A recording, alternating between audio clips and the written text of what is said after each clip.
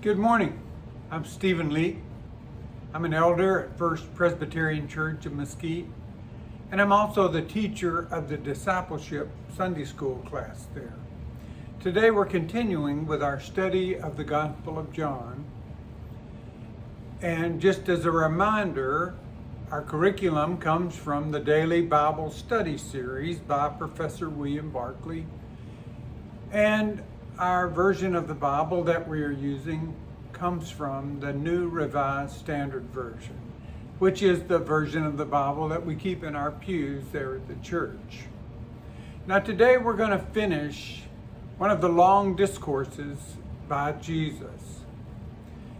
And it arose because he healed a man on the Sabbath, and then he defended himself by saying that he was doing his Father's work on the Sabbath, and that meant blasphemy. And so this long discourse has been all about Jesus telling the people, and especially the Jewish authorities, that he is indeed the Messiah. And we will finish that today, and then we'll start one of the most beloved stories in the Bible, the feeding of the 5,000. Now, one thing that's a little bit confusing is that a lot of scholars think that chapters 5 and 6 were switched when the book of John was put together. And that certainly becomes apparent today because Jesus finishes in Jerusalem, and then all of a sudden he's crossing from Capernaum into Galilee and crossing the Sea of Galilee. So you can see that there is a timeline difference here that you should be aware of. But we're still studying the books in the order that they were put in, the Gospel of John. So now, without any further ado, let's finish that long discourse, one of 3 that John has in the book of John. John 5:44 through 47. How can you believe when you accept glory from one another, and do not seek the glory that comes from the one who alone is God?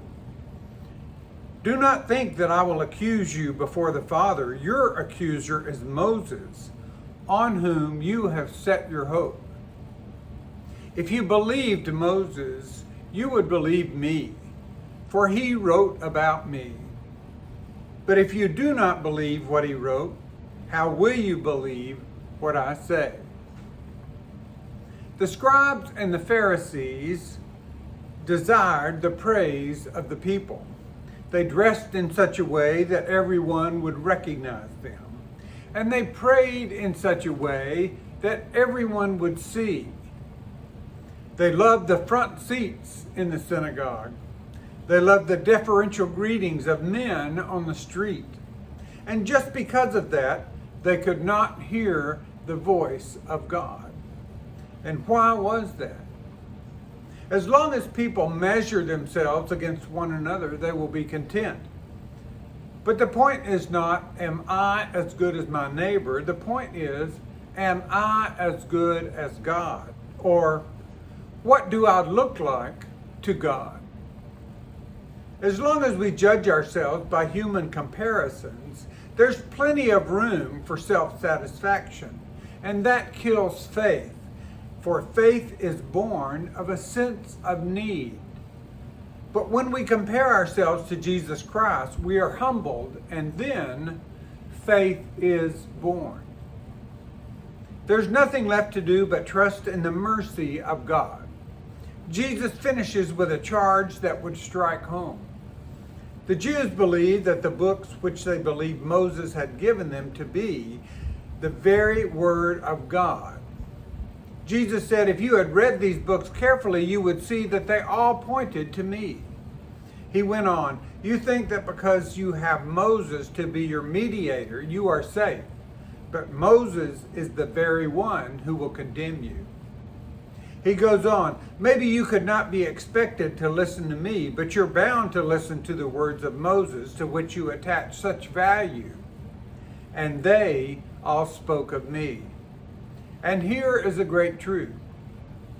What had been the great privilege of the Jews had become their greatest condemnation. No one would condemn anyone who had never had a chance, but knowledge had been given to the Jews, and they had failed to use it. Failing to use this knowledge became their condemnation. And responsibility is always the other side of privilege. Now we're going to read the story of the feeding of the 5,000 that is recorded in the book of John. And this is one of those stories that's in all four Gospels. And then we're going to discuss just the facts of what happened. And then next week, we'll tell the story of what that particularly wonderful day meant.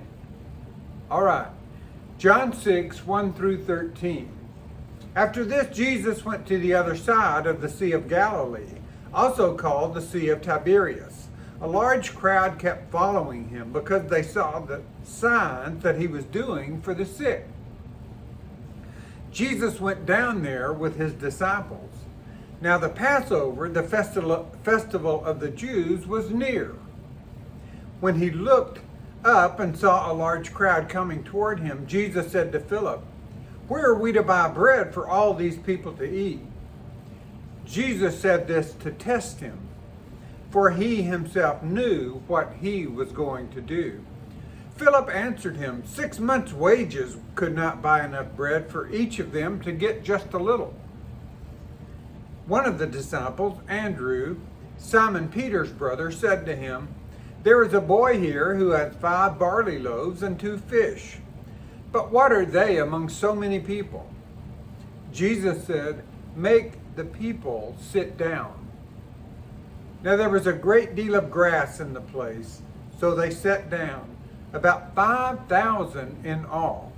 Then Jesus took the loaves, and when he had given thanks, he distributed them to those who were seated. So also the fish, as much as they wanted. When then they were satisfied, he told his disciples, "Gather up the fragments left over, so that nothing may be lost." So they gathered them up, and from the fragments of the 5 barley loaves left by those who had eaten, they filled 12 baskets. Well, there were times when Jesus desired to withdraw from the crowds. He was under continuous strain and he needed rest. Moreover, it was necessary that sometimes he should get his disciples along to lead them into a deeper understanding of himself. In addition, he needed time for prayer. On this particular occasion, it was wise to go away before a head-on collision with the authorities took place, for the time of final conflict had not yet come. From Capernaum to the other side of the Sea of Galilee was a distance of about 4 miles, and Jesus set sail. The people had been watching the things he did, and they hastened around the top of the lake by land. The River Jordan flows into the north end of the Sea of Galilee. 2 miles up the river, there were the fords of Jordan.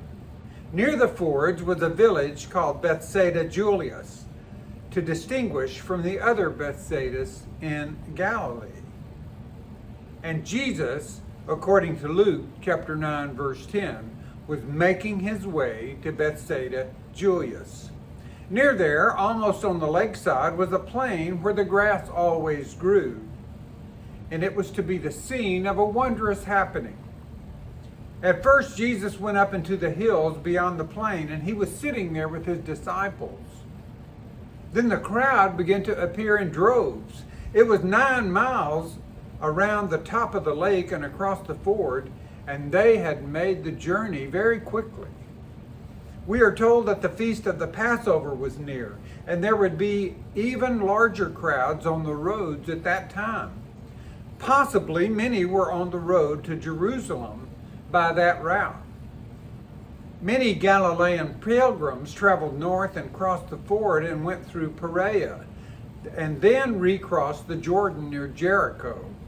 That way was longer, but it avoided the territory of the hated and dangerous Samaritans. So it's likely that the crowd was swelled by pilgrims on their way to the Passover feast. At the sight of the crowd, Jesus' sympathy was kindled. They were hungry and tired, and they must be fed. Philip was the natural man to whom to turn, for he came from Bethsaida Julius and would have local knowledge. We know that from John chapter 1, verse 44. But Philip's answer was despairing. He said that even if food could be got, it would cost more than 200 denarii to feed this vast crowd. A 200 denarii was about 6 months' wages for one man. Then Andrew appeared.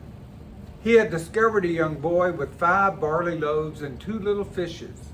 Quite likely, the boy had brought them for a picnic lunch. Most likely, he was out for a daily adventure and had attached himself to the crowd. Andrew, as usual, was bringing people to Jesus. The boy had not much to bring. Barley bread was the cheapest of all bread, because barley was a food for animals, not humans, and only the poorest of the poor ate it. Now these fishes would be no larger than sardines. Pickled fish from Galilee were known all over the Roman Empire. Fresh fish were an unheard of luxury, and small sardine-like fish swarmed in the Sea of Galilee. They were caught and pickled and made into a kind of savory.